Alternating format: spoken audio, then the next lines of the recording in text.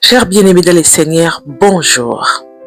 Aujourd'hui, nous allons méditer sur une femme souvent oubliée, marginalisée, mais puissamment utilisée par Dieu.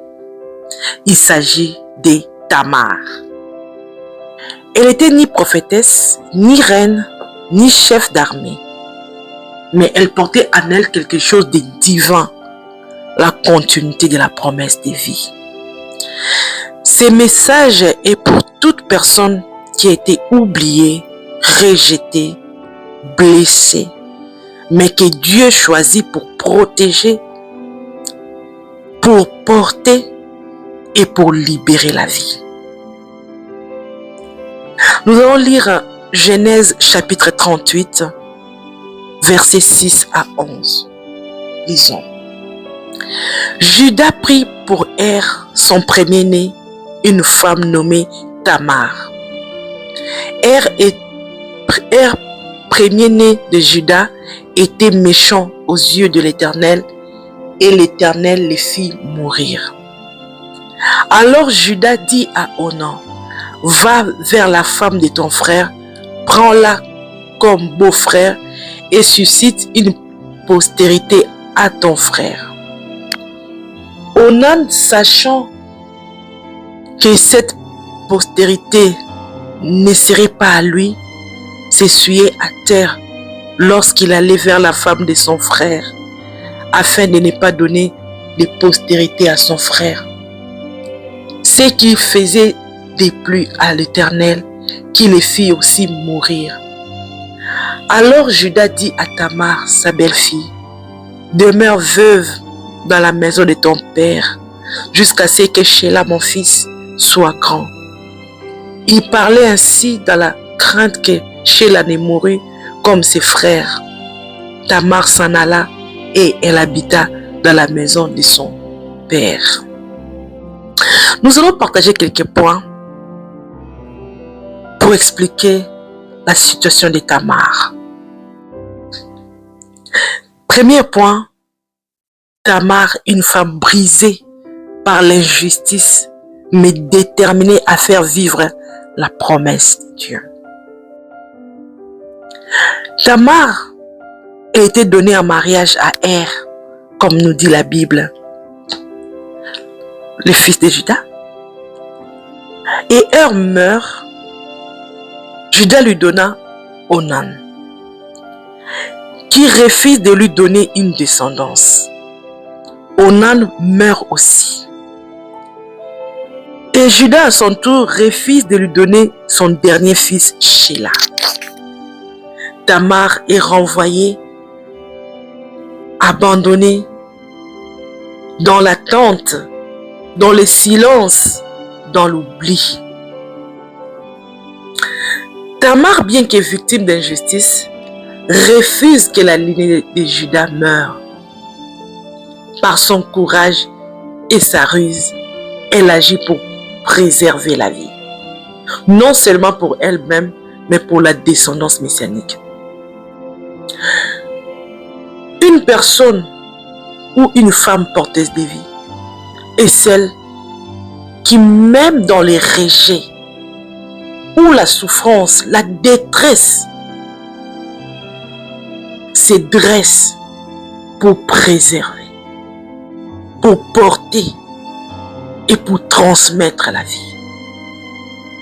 Et cette vie-là, que ce soit la vie spirituelle, générationnelle ou prophétique. Combien de personnes aujourd'hui vivent cette même douleur? Des promesses non tenues, des espoirs brisés, des attentes longues et injustes. Mais sache-le, Dieu voit ta souffrance. Sache que Dieu voit ta mort et Dieu te voit également. Deuxième point que nous allons partager, Tamar, une femme déterminée à faire vivre la promesse. Et nous voyons cette histoire toujours dans Genèse chapitre 38, versets 12 à 26. Nous lisons. Les jours s'écoulèrent et la fille d'Échoua, femme de Juda, mourut. Lorsque Juda fut consolé, il monta à Timna, vers ceux qui tondaient ses brebis, lui et son ami Hira, la Dulamite. On en informa Tamar et on lui dit, « Voici ton beau-père qui monte à Timna pour tondre ses brebis. » Alors elle ôta ses habits de veuve. Elle se couvrit d'un voile et s'enveloppa.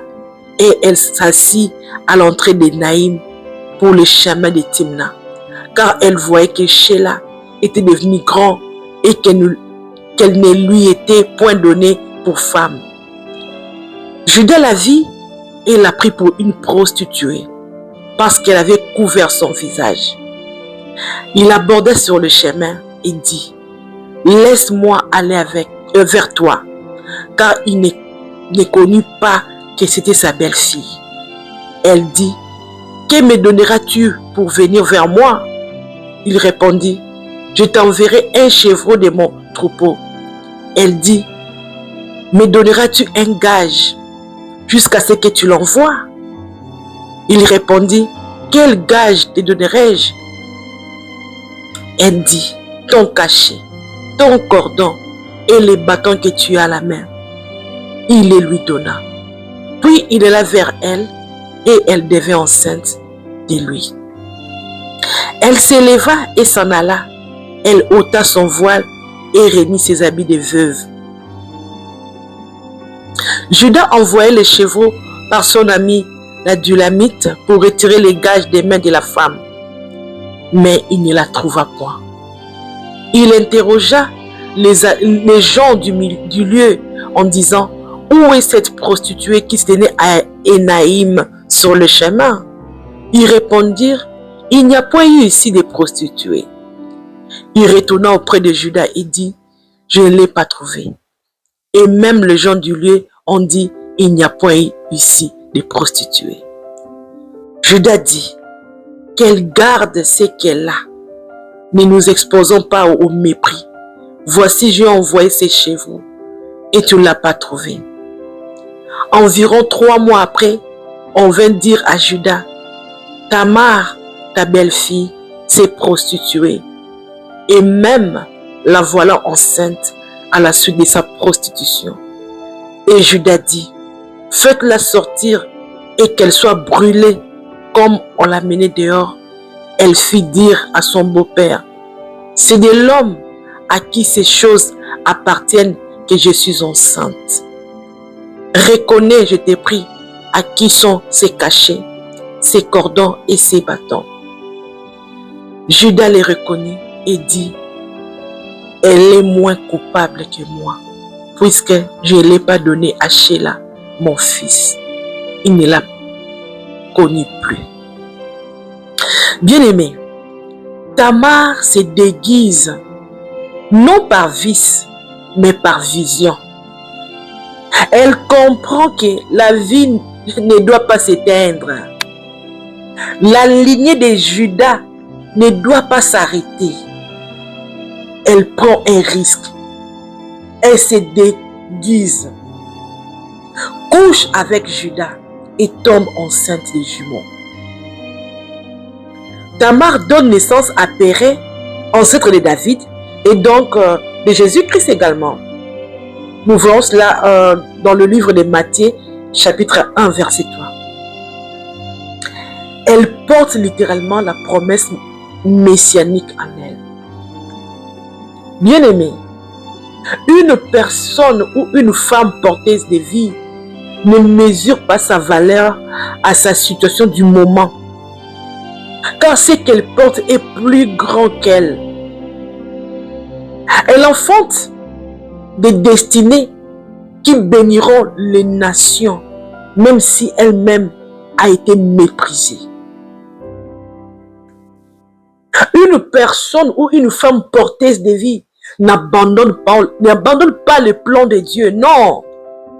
Même quand les moyens sont étranges à première vue, elle se tient debout pour que la vie continue. même dans les douleurs du rejet et de l'humiliation. Donc, bien-aimé, ne baisse pas les bras.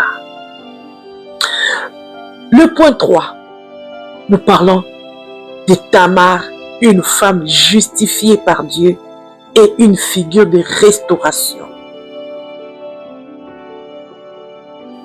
Nous avons lu dans Genèse chapitre 38, verset 26. Je vais encore y lire. Judas les reconnut et dit, elle est moins coupable que moi, puisque je ne l'ai pas donné à Sheila mon fils, et il ne l'a connu plus. Dans une culture qui l'a réduite au silence et à la honte, Tamar est réhabilitée publiquement quand Judas déclare « Elle est plus juste que moi ». Bien-aimé, Dieu restaure l'honneur de Tamar. Ce que les hommes appelaient autrefois la honte, Dieu transforme cela en gloire. Une porteuse de vie est parfois incomprise, rejetée, mise de côté. Mais Dieu finit par la justifier. Une porteuse de vie est un instrument de restauration. Même au sein des lignées spirituellement compromises.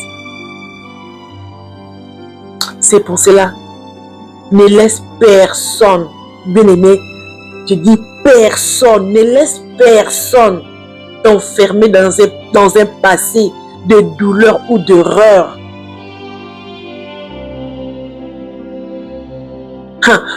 Qu'on ne te rappelle pas, toi, tu étais prostituée. Non. Qu'on ne te rappelle plus, tu étais menteur, menteuse. Non. Non. Que personne ne t'enferme. Personne. Quand Dieu te justifie, personne ne peut t'accuser. Ah oui. Rappelle-toi de cela. Nous allons parler du dernier point.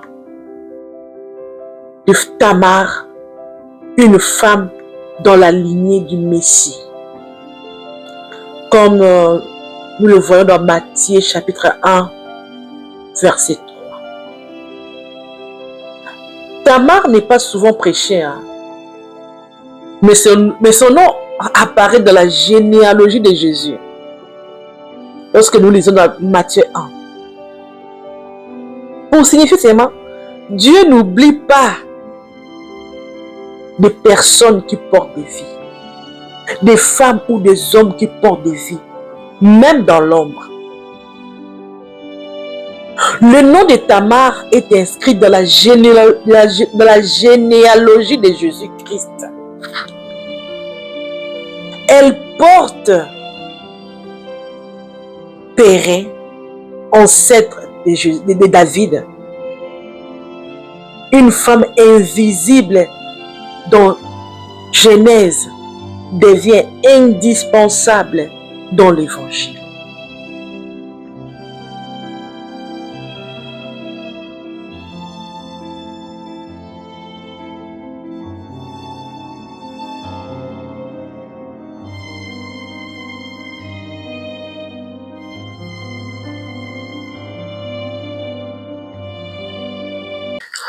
Être porteuse de vie n'implique pas toujours d'être sur le devant de la scène, non. Toi aussi, femme de foi, tu portes des vies spirituelles, émotionnelles, générationnelles.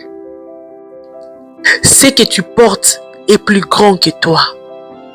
Cela veut dire, tu dois être fidèle à la mission de transmission des vies. Même en silence, dans l'oubli ou l'humiliation, même dans l'ombre, Dieu inscrit ton nom dans son livre. Bien-aimé, sois une femme porteuse de vie. Femme, lève-toi et porte la vie.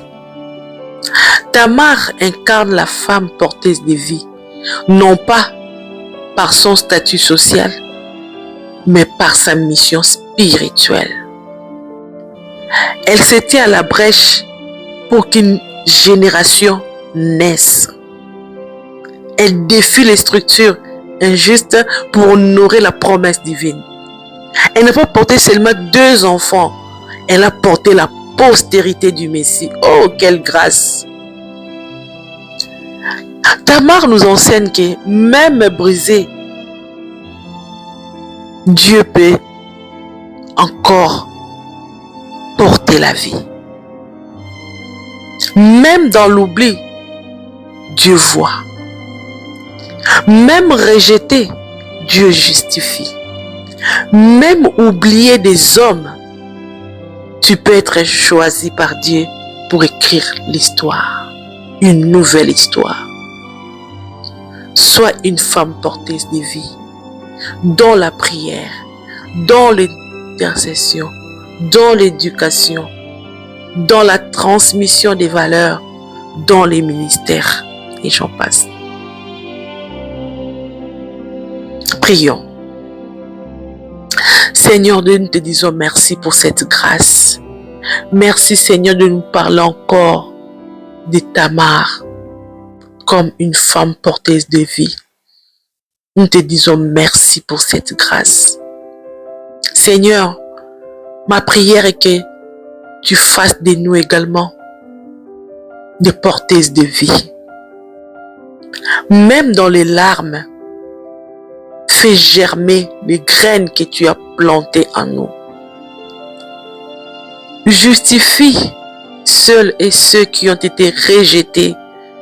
Relève-les et relève, Seigneur, tous ceux qui sont brisés. Et que par nos entrailles spirituelles, des générations de feu naissent pour ta gloire et ta gloire seule. Dans le nom puissant de Jésus-Christ, nous avons ainsi prié. Amen. Merci bien-aimés, merci de nous avoir suivis jusqu'à ce moment. Ma prière est que Dieu vous bénisse encore puissamment. Et je fais appel, j'invite les femmes, bien-aimées femmes porteuses de vie, ce message est pour toi.